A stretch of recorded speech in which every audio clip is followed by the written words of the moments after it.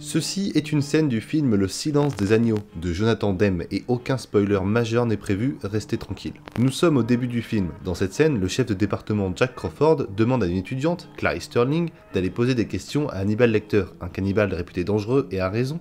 Tout ça dans le but d'une recherche de profil psychologique sur des tueurs. Au moment où il lui demande ça, il n'est pas encore vraiment question de Buffalo Bill, l'antagoniste principal du film, mais de simplement demander à Clarice d'aller rendre visite au Dr Lecter dans sa cellule. Le film se passe au début des années 90. Le profilage est une science reconnue et les enquêteurs du FBI savent à présent qu'un tueur en série répond à des schémas qui lui sont propres et que, par conséquent, n'importe qui peut être un tueur en série. Lors de la rencontre entre Hannibal et Clarice, les gros plans permettent de jouer avec l'inquiétude, d'oppresser le spectateur, d'observer le pouvoir que l'un a sur l'autre et de nous faire comprendre la folie sanguinaire qui habite le Dr Lecter.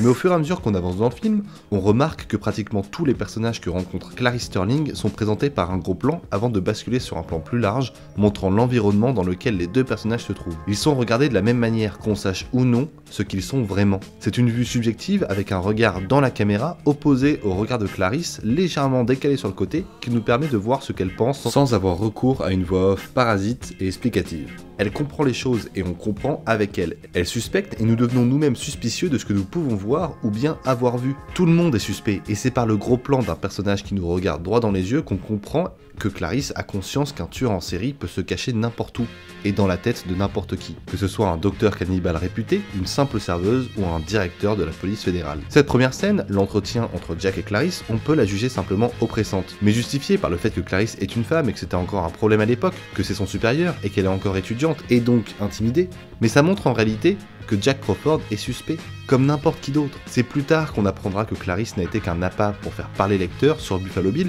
et lancer toute l'enquête du film. Personne n'est net, même pas Clarice. Sans qu'on s'en rende compte, dès la première scène, on a posé le ton du film, c'est-à-dire une paranoïa sur qui les gens sont vraiment et pourquoi ils sont comme ils sont. Une bonne mise en scène ne consiste pas à montrer ses capacités de metteur en scène, ça c'est juste pour se la raconter. Parfois, de simples gros plans et un petit regard à la caméra ne sont certes pas remarqués, mais bougrement efficaces.